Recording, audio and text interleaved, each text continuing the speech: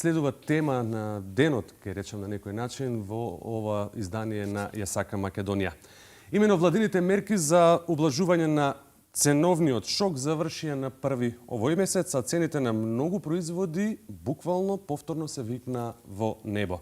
Брашното и лебот како основни намирници достигна рекордно високи цени како никогаш досега. Од друга страна, во обид да се изборат со падот во продажбата и да ги покријат своите трошоци, пекарите ги кренаа цените на останатите пецива. Па сега да речеме една кифла чини отприлика околу 25 денари или бурекот стигна со цена од 60-65 денари за четврт. Кој е виновен за поскапувањето на лебот и дали ќе го имаме доволно во иднина? На оваа тема во продолжение разговарам со Горан Ѓорѓиевски, председател на Агробизнис комората при Сојузот на стопански комори и воедно собственик на пекарско-сладкарската фирма Специјал која обстојува повеќе од 25 години. 33 години.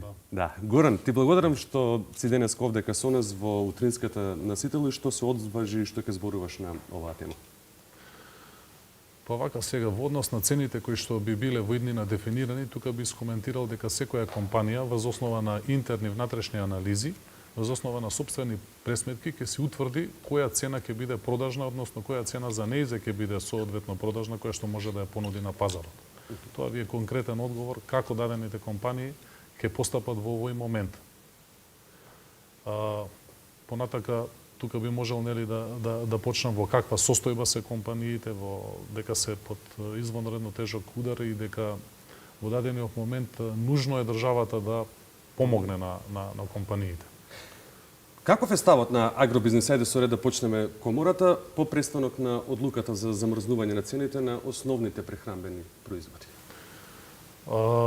Со замрзнување на односно со завршување на мерката за замрзнување, се појави многу специфична тешка, до сега беше, значи, компаниите беа во специфична тешка состојба, затоа што, како што знаете, инпутните трошоци кои што ги имаат самите компании при производството, говорам за материјалните трошоци, влезни трошоци, говорам за енергијата, говорам за човечките ресурси, односно за минималната плата и неделен работен ден, се тоа големи трошоци кои што удрија по грбот на компаниите. И кога сега вие имате на излез замрзната цена, тогаш резултат на сето ова е 90.000 вработени во приватните компании немаат земено плата последниот месец. Сакам да кажам дека со самото ова е веднаш нарушена ликвидноста која што ја имаат компаниите, бидејќи нивните финансии одат по тие инпутни влезни трошоци. Така да во овие времиња како глас на компаниите, сакам да кажам дека се компаниите под големо влијание, под тежок удар, кој што каде што државата ќе треба да превземе соодветни мерки за колку што може тие да се заштитат. Така. Ајде, еве подетално, како е во вашиот сектор? Со какви проблеми се соочивте во месеците додека важеше оваа мерка? Чинам дека се 6 месеци како беше воведена маржата и намаленото ДДВ. Какви све штети претрпевте? Во кој гран кој најмногу еве се почувствува? Еве конкретно да зборуваме за пекарската индустрија. Па, еве ќе почнеме со она што ви го спомнав. Имавме динамични промени на цените на влезните на инпутните трошоци. Значи, тоа нели постојано како што почна годината 2 години претходно ковид, оваа година нели почна енергетска криза, која што исто со огромна специфична тежина која што погоди на бизнисот и понатака продолжи војната во Украина, која што е релативно блиска на нас и која што има огромно значење врз економските текови во нашата држава. Говорам од аспект на цените на пшеницата, на маслото за јадење, на пченката, на вештачките ѓубрива, на сончогледовото, сурово масло и така натака. Така да, сите овие турбулентни влезни инпутни суровини, влезови всушност во производство, предизвика да компаниите, а при тоа имате на излезот замрзната цена, предизвика и директно удрија по ликвидноста на компаниите. Резултатите затоа директно и конкретно претходно ви ги кажав, се ситуација во која што 90.000 вработени во приватниот бизнис немаат земено плата за последниот месец, што е еден катастрофален податок. Тоа значи дека компаниите се во многу тешка состојба. Конкретно, колку е отприлика, ако ги знаете овие информации, се зголеми цената на енергенците? Голем дел од пекарите чинам дека користат или 50% од пекарите користат газ? Не. Значи најмногу се користи електрична енергија, затоа што нели секаде е присутна. Понатака се користи исто така и газ и нафта. Еве, ако одиме конкретно во однос на електричната енергија, она пред кризата некаде беше 50-55 евра, 60 евра по мегават час. Сега е 250 евра по мегават час. Тоа значи вие 400 и повеќе проценти, не 40, 400%. Ако тргнеме дека цената на брашното пред кризата беше некаде околу 17 денари, сега е 35 денари, говорам тип 500 брашно, се извинувам. Ако тргнеме дека цената на житото беше 9-10 денари, сега е 20 денари, моментална цена, тогаш сите овие ставки, тоа се значи над 100%, говорам за брашното и за пшеницата, а за струјата 400%. Како вие сега на излез да дадете замрзната цена на производ? Така, 35 денари, тоа е буквално работење со загуби. Да, плюс изумивме минимална плата на вработените и плюс недела неработен ден. Значи сума сумарум, вистина, тоа се генерирање, е ситуација на генерирање загуби кај правните субјекти. Сигурен сум дека се потребни нови антикризни мерки насочени кон стопанството, наместо нели вакво замрзнување на цените на готовите, да речеме, производи. Кој е вашиот предлог? Значи, ние сублимиравме веќе во Сојуз на стопански комори неколку најважни приоритетни така наречени мерки. Јас себе таксативно и сега ќе ви ги набројам. Една од најважните е активирање на стоковите резерви. Тоа веќе многу пати во гостување во телевизиите, значи го истакнувам, бидејќи активирањето на стоковите резерви не мора да значи сите стокови резерви да бидат активирани. Може во даден процент, може би 30% од стоковите резерви, па потоа да се анализира состојбата на пазарот, како ќе реагираат цените, па потоа соодветно на таа анализа да се преземат понатамошни чекори. Дали уште повеќе да се пуштат стоковите резерви во оптек или пак да се задржи тоа ниво на пуштање на стокови резерви. Значи, активирање на стоковите резерви од државните резерви, што секоја држава, како и нашата, ги поседува за вакви конкретни ситуации. Понатака имате, ние постојано истакнувавме, цената на електричната енергија да се спушти, односно за правните субјекти, за микро, мали и средни предпријатија, кои што ги застапувам конкретно, да биде иста како на регулираната цена на потрошувачи за електрична енергија. Сега, доста од овие компании, односно чинам дека беше помал дел од малите и од средните компании се излезени на слободен пазар за електрична енергија, каде што е 250 евра по мегават час, додека овие другите останатите, чинам дека регулираните потрошувачи се околу 120 евра по мегават час. Тука исто би истакнал со цел да се влие на добивање на електрична енергија по ниска цена, симплификација на процедурите за поставување на фотоволтаици кај правните субјекти. И тоа сериозна симплификација. Дури може, ние од Сојузот на стопански комори истакнуваме да имаме еден тајминг од самото поднесување за добивање на дозвола, да имаме тајминг од 60 или не знам 75 дена, каде што државата дали ќе одговори со сите дозволи или нема да одговори, правното лице да може да почне да произведува електрична енергија, доколку нормално се техничките услови, самото си ги заврши во однос на изградбата на таа фотоволтаична централа. Понатака, четврта мерка исто значајна е да банките, на кои што одлично им оди во овие кризи, да ги намалат своите провизии и да финансиските издатоци што секое физичко и правно лице треба да ги плаќа во нашата држава, ги сведат на некој минимум, кризен минимум, и тоа Народната банка на Република Македонија има право да го направи и може да го направи тоа. Ова е сублимат од неколку, сметаме, мерки кои што ќе имаат најголема специфична тежина и кои што најмногу ќе влијаат, додека понатака може да се дефинираат и повеќе мерки, антикризни мерки во дадена ситуација кои што ќе помогнат на бизнисот, односно и на обичниот, на нормалниот човек во целото наше општество. Велите да се ослободат стоковите резерви. Еден податок најдов дека ако во 2016 година се произвеле над 310.000 тони пченица, тоа е доволно за задоволување на потребите на населението во земја? Потребите на Македонија се околу 330.000 тони пшеница годишно. Сега каскаме за колку? 250 Сега тони се оваа година произведуваат? 250.000 тони, ова да ви е добра информација. Меѓутоа, значи, тоа од година во година се намалува. Сакаме да кажеме дека и тука треба да се влијае производството да се подигне на уште поголемо ниво, кое што ќе овозможи целосно задоволување на потребите на нашата држава. Возможно е тоа да се направи? Возможно е, меѓутоа со силни, добро аргументирани и квалитетни мерки, кои што ќе придонесат да тоа производство се подигне, добро таргетирани мерки и дури може, сметаме реално дека може и повеќе од тоа производство кое што го има нашата држава да си произведеме сами за себе. Каква е состојбата, ајде веќе кога споменавме пченицата и со брашното во моментов и на берзите, какви се цените на домашното брашно? Во моментов цените значи тука не може да дефинирате параметар надворешно брашно, домашно брашно. Тоа се берзански производи. Добре. Бидејќи добар дел на брашното се увезува исто од најмногу од Србија. И цената е воедначена, пазарот што ја дава дали Македонија, нели дали е Јас мислам Србија. дека се купува поевтино брашно во соседна Србија, не? Да, ама тоа се увезува во нашата држава и согласно тој притисок што го прави тоа брашно, нели, се намалуваат конкурентски и другите цени на брашното, така да за да може да се продава. Инаку во моментов е цената околу 34-35 денари за тип 500 говорам брашно.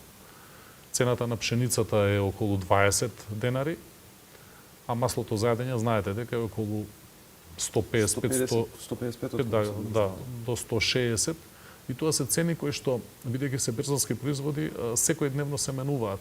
Не можете, денеска ова што го разговараме, утре задутре веќе е променето. Да. Исто како со бензинот. За 10 дена 3 пати се зголеми цената на бензинот и пресметките, оние инпути кои што ги кажувате, требате и вие текомно да ги менувате? Ние апсолутно ги менуваме, нели, во нашата компанија имаме интегриран софтвер кој ни овозможува предност некоја во однос на тоа да брзо реагираме. Меѓутоа, секој треба калкулации да прави постојано во овие многу динамични, турбулентни времења со цел да се заштити колку што може во однос на финансиското работење. Кога зборавме за пченицата, само ќе споменам дека премиерот Ковачевски на крајот од април спомена дека за секој еден хектар пченица земјоделците ќе добијат 4000 денари за вештачко ѓубрево и ако остварат принос од 4000 килограми по хектар добиваат дополнителна субвенција од 5700 денари. Како гледате на оваа стимулација на владата за да се зажнеат повеќе поседи со пченица и за субвенции ним? Прво, вака ова е една голема широка тема, меѓутоа јас веднаш би одговорил на ова дека како информација за производство на пшеница потребни се отприлика за прихрана, нели, потребни се отприлика околу 400 килограми на вештачко ѓубриво по хектар. Ако во моментов цената на вештачкото ѓубриво е 1 евро по килограм, тоа се значи се потребни 24.000 денари по хектар. Сега вие кажете ми цифрите на помош колку беа, се извинувам уште еднаш. 4000 денари за вештачко ѓубрево и ако остварат принос од 4000 килограми по хектар, добиваат дополнителна субвенција од 5700 денари. Тоа значи 4000 или вкупно ќе биде 9700. 9700. Да. Добро, ако е 9700, значи во дадената пресметка калкулација ќе биде колку тоа? Чинам дека ќе биде 40%, така, 30 до 40%. 40% повторно е незадоволително. Затоа што 60% самите земјоделци треба од вештачкото ѓубриво да го платат. А каде се парите, нели, за финансии, за орање, многу скапа нафта, понатака има и жнеење, нели, па сите останати трошоци што се вуваат. Односно, одговорот ќе биде конкретно дека сметаме дека уште повеќе треба да се влијае по повеќе параметри. Не само во однос на вештачкото ѓубриво, треба да се влијае по однос на нафта, треба да се влијае по другите трошоци што ги имаат земјоделците. Граѓаните реагираат на поскупувањето на пекарските производи, речиси една кифла чини колку 1 лев. Малку помалку, сега нели релативизира. Како го оправдувате се во? Споменавте и на самиот почеток, импутната цена и трошоците, да, се разбираме, но... Види, јас ќе истакнам дека лично на мојата компанија, односно компаниите со кои што ги представувам, се многу солидарни во овие тешки времења со широките народни маси. До максимум се трудат и свесни се за самата ситуација која што е во нашето општество, меѓутоа, верувајте, не може да се помине онаа граница која што ќе значи пропаст на тие правни субјекти. 90.000 луѓе споменавте да не земат плата. Да не земат плата. Бидејќи пред оваа криза која што е оваа година, нели имаше 2 години ковид кризи. Така. Тие 2 години исто фантастично тешко го удрија бизнисот. И тој таков исцрпен со банкарски кредити, со секакви финансиски издатоци, очекувајќи дека ќе заврши ковид епидемијата и ќе почне во една блага, релевантна форма да се опоравува од сите овие работи, бизнисот влезе во уште потешка криза. Така да се наоѓаме во многу специфична тешка состојба. Потребно е да се помогне на бизнисот. Цените, доколку говориме, нели, пред малку разговаравме дека реалната цена на обичниот леб во моментов, согласно сите овие инпутни трошоци, треба да биде 60 денари, 1 евро. А тој е, чинам, 35-40. Најефтиниот. Да. Тоа е сето ради солидарноста на компаниите кои што ги произведуваат овие производи. Сакате да кажете дека и сега со цена од 42 денара за пекарите не е исплатливо? Да. Односно се работи со загуби, не е исплатливо. Веројатно да биде неисплатливо ќе се затвара. Првиот квартал од оваа година, дали имате информација дека Житолук се во загуба 500.000 евра? Так. Тоа што значи? Се работат за добро на граѓаните, веројатно, да. Па, верувајте дека вистина овие месеци кои што се од почетокот на војната практично во Украина се многу тешки и повторно велам, не би сакал нели сега тука да секоја компанија воз основа на сопствено видување, на сопствени анализи, интерни и внатрешни анализи, си носи одлуки во однос на нејзиното работење. Очекувате во следниот период да порасне цената на лебот, па и на пекарските производи? Набрзо зборувам, затоа што на вистина, еве, споменав, пак ќе повторам, за 10 дена 3 пати се качи цената на горивото. Очекуваме денеска да се донесе некаква одлука за користење на струјата, односно за цената на струјата, некои симулации се прават колку би не чинил киловат час. Ако следува уште едно такво поскапување месецов и на струјата, да очекуваме ли дека во теков на летово ќе се поскапи повторно лебот и останатите производи од пченица? Питате, сите овие работи, бизнисот самиот не ги покачува цените, ова се плод на надворешни влијанија. Така да, тие цени кои што се излезни, аутпут цени, секогаш ќе бидат плод на берзанските цени плюс енергијата каква што е на берзата. Ние мора рационално и логично да одговориме нели на ова прашање. Може да се оди со до некаде со одредени цени. После тој моментум мора да се изврши корекција на цените. Сакам да кажам, нели, не знам како ќе се одвиваат во иднина покачувањата на берзите, не знаеме какви случувања ќе има таму, за да можеме конкретно да кажеме дали ќе се покачат, колку ќе се покачат и како ќе се случуваат работите. А добро, ако е обратна ситуација, ако да речеме, војната во Украина заврши, пченица е најголем извозник, колку знам, ова земја, иако ние купуваме од Србија, не земаме. Украина и Русија заедно 30% од светското производство на пшеница го произведуваат, 50% од светското вештачко ѓубриво, 50% Украина произведува од сурово сончогледово масло. Тоа се информации. И сега, ако се врати све во некаква си, да речеме, нормала, тогаш би очекували да се намала цената на апсолутно, ако берзанските цени, ако почне нели да се движи во нормала, односно да се намалуваат цените, сигурно дека ќе се намала соодветно на тоа и цените кои што ќе бидат. Горан, и за крај уште едно прашање со оглед на тоа што споменав, сте собственик на брендот Специјал. Брендот Специјал, 33 години ми рековте? Да. 33 години. Како е во пекарскиот сектор? Се соочувате ли со недостаток на работници, со оглед на тоа што знаеме дека многу од работниците од било каква фела заменуваат на запад? Прво, јас ќе почнам дека македонскиот човек е вреден човек, посветен човек, трудолюбив. Тоа е докажано секаде низ европските земји каде што работи нели како гастарбајтер. Меѓутоа, сега тука би спомнал дека веќе во приватниот бизнис вистина се чувствува недостаток на луѓе потенцијални, нели, вработени во приватниот бизнис. Меѓутоа, тоа е резултат, верувајте, и на оцелувањето кое што се случува од нашата држава кон западните земји. Секој си ја бара својата среќа, чувствува дека е можеби поспособен, дека може и повеќе да создаде во својот живот. Јас тука би скоментирал дека имаме една ситуација каде што кај нас јавно е, јасно е како информација дека администрацијата е превработена. Јас само би сакал да упатам еден апел. Веќе во приватниот бизнис квалитетните луѓе се добро платени, многу добро платени. Имаат соодветно високи цени. Колку зема, да речеме, просечна плата еден пекар во една фурма? Па, врвните пекари зимаат, не знам, 700-800 илјада евра плата. Така. Просечните 400, 500, 600 евра. Зависи кој како, нели. Така. Меѓутоа, врвните занаетчии, да речеме, се, верувајте, одлично платени. Нема потреба да заменуваат устранство. Да.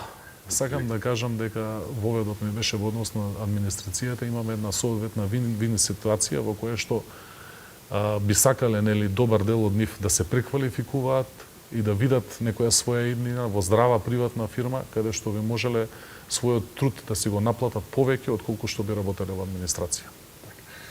Господине Ѓорѓевски, ви благодарам што денеска одвоевте време ово утро и бевте со нас, поделивте корисни информации околу цената на лебот и нешто што не тишти изминатиот период и како, нели, основен прехранен производ или намирница која што нам не е потребна. Се надеваме дека се ова ќе оди во позитивна насока, ќе бидете задоволни и вие пекарите, а секако и крајната цена и крајниот исход на народот за поевтин леб, поевтино брашно.